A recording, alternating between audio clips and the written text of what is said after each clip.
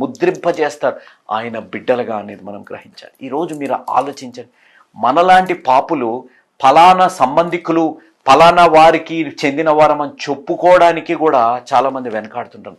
నా కుమారుడు, నా కూతురు, నా తల్లి, నా తండ్రి అని చెప్పుకోవడానికి కూడా మన పాపపు జీవితాన్ని బట్టి ఇష్టపడని ఈ రోజుల్లో మనం బ్రతుకుతున్నాం.